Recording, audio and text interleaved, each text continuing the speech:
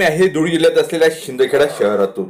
शिंदखेडा येथे रज्जाक नगर या ठिकाणी काही समाजकंटकाद्वारे सर्रास गोवंश हत्या व अवैध कत्तलखाने चालवण्यात येत आहेत। त्या ठिकाणी आज दिनांक 19 जून 2024 रोजी सकाळी अंदाजे 7 वाजता विश्व हिंदू परिषद, बजरंग दल, गोरक्षक विभागाद्वारे अवैध कत्तलखान्यात गो हत्या करताना विशिष्ट धर्माच्या समाजकंटकांना पकडण्यात आले। त्याविषयी सदर माहिती लगेच पोलीस स्टेशन शिंदखेडा यांना कळवण्यात आली होती। संबंधितांना अटक करण्यात आलेल्या आरोपींवर कडक कारवाई करण्यात यावी, तसेच त्या परिसरात रोहिंग्या मुसलमान असल्याचा संशय आहे व त्यांना शिंदखेडा शहरातून काही ठिकाणी खोटे आधार कार्ड नोंदणी करणे व मुंबई येथून खोटे शिक्के मारून आधार कार्ड बनवण्याचा व्यवसाय सुरू आहे। तरी आपण सदर माहितीची खातरजमा करावी, तसेच रोहिंग्या मुसलमानांची ओळख करून त्यांच्यावर कायदेशीर कारवाई करावी व रज्जाक नगर येथील अवैध गोवंश कत्तलखाने जमीनदोस्त करून गो हत्या कायमस्वरूपी बंद करण्यात यावी। येत्या 7 दिवसाच्या आत सदर निवेदनावर कडक अंमलबजावणी व्हावी, अन्यथा सकल हिंदू समाजाच्या वतीने जन आक्रोश आंदोलन करण्यात येईल। त्यावेळेस कायदा व सुव्यवस्थेचा प्रश्न निर्माण झाल्यास सर्वस्वी प्रशासन जबाबदार राहील, असे योगी दत्तनाथ महाराज यांच्या वतीने प्रशासनाला इशारा देण्यात आला।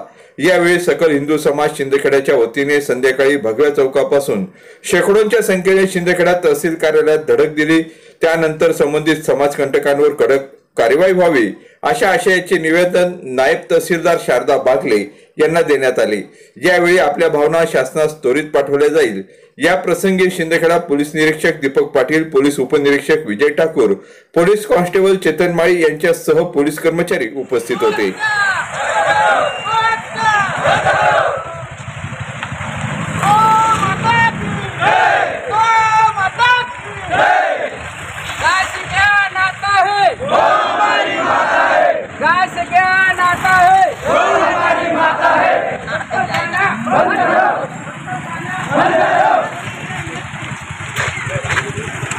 दिवसापासून त्या ठिकाणी कत्तलखाना चालू होता असं आपल्याला त्या ठिकाणी निदर्शनास 100% येणार आहे। आम्ही स्वतः बघितलेलं आहे, साहेबांनी पण बघितलेलं आहे। तर या गोष्टी पूर्णपणे नायनाट व्हायला पाहिजे, शिंदखेड्यातनं याची पूर्ण या उद्ध्वस्त व्हायला पाहिजे। आणि यासोबत शिंदखेडा शहरामध्ये आम्हाला आज सकाळपासून बऱ्याच चर्चा आलेल्या आहेत की आधार कार्ड मुस्लिम लोकांचं या ठिकाणी बाहेरून आलेल्या मुस्लिमांचं एक डुप्लिकेट आधार कार्ड, बाहेरून येणाऱ्या मुस्लिमांचं आधार कार्ड या ठिकाणी 10,000 रुपयांनी बनवलं जात आहे। आमची नम्र विनंती आहे शासनाला की मागील 1 वर्षामध्ये जेवढे आधार कार्ड सेंटर शिंदखेड्यामधून आधार कार्ड बनवले गेले असतील यांची पूर्ण चौकशी व्हावी, पूर्ण फेर चौकशी करून त्यांना पूर्ण डिटेक्ट करण्यात यावं। असं भविष्यात होऊ शकतं की हे बांगलादेशी येतील, आपल्या आई बहिणींना या ठिकाणाहून पडून नेतील, बांगलादेशपर्यंत कोलकाता मार्गे घेऊन जातील। असं व्हायला नको। शासनाने याची गंभीरपणे दखल घ्यावी। अतिशय लज्जास्पद हा विषय आहे। कृपया शासनाने या गोष्टीची कडेकोडपणे कारवाई करावी अशी आम्ही सकल हिंदू समाजाच्या वतीने आपणास नम्र निवेदन करतो। यापुढे अशी घटना निदर्शनात आली तर सकल हिंदू समाज हा रस्त्यावर उतरेल आणि अक्षरशः मग सगळे कायदे हातात घेतले जातील अशी आम्ही नम्रपणे या ठिकाणी आपणास विनंती करतो। आपण प्रतिनिधी असून आपण शासनापर्यंत आमचं निवेदन पाठवाल, शासन दखल घेईल अशी अपेक्षा व्यक्त करतो। खूप मोठ्या प्रमाणात संख्या वाढली मॅडम, बांगलादेश हिंदीची इतके लोक वाढलेले। आम्हाला ज्या अर्थीपर्यंत आमच्यापर्यंत विषय आला आहे म्हणजे 100% या गोष्टींची कुठेतरी म्हणजे 10,000 रुपये घेतले जातात आधार कार्ड बनवण्यासाठी, इथपर्यंत माहीत पडलेलं आहे। तर 100% हे सगळे आधार कार्ड आज एक कत्तलखाना सापडला,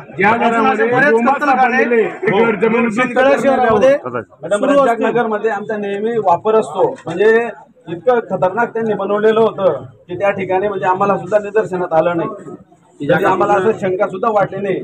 अशा पद्धतीने त्यांनी मांडणी केलेली आहे। आपण बघितलं रक्ताची त्या ठिकाणी अशी चारी बनवलेली आहे, रक्ताची चारी बनवून त्या ठिकाणी रक्तासाठी खड्ड बनवलेलं आहे, तिथे कचरांवरती जे रक्त उडलेलं आहे ते बघितलं तर असं वाटत होतं 2-3 महिन्यापासून इथे कंटिन्यू काही कापले जात आहे असं त्या ठिकाणी येत आहे। त्याची कडक कारवाई करावी। त्यांना बोलून घेऊ द्या थोडं, किंवा जिथंही कत्तलखाने होत असेल ते पूर्ण उद्ध्वस्त उद्ध्वस्त झालं त्यांना बेघर करा, त्या परिवाराला बेघर करायला पाहिजे. म्हणजे बेकायदेशीर कोणाचा आधार कार्ड नाही पाहिजे. काही लगेच आजच्या अहवाल सादर करून दिला. धन्यवाद. आम्हाला औषध देऊन आम्हाला साहेब जे फरार आरोपी आहेत त्यांना तात्काळ अटक झाली पाहिजे. 2 आरोपी आपण अटक केलेले हे कायदेशीर महाराज की जय. अरे बोल बजरंग बली की जय. अरे बोल बजरंग बली की जय. भारत माता की जय. किती दिवसापर्यंत 2 दिवसानंतर 7 दिवसाच्या आत त्यांना अटक झाली पाहिजे. जर 7 दिवसात अटक झाली नाही 7 दिवस नाही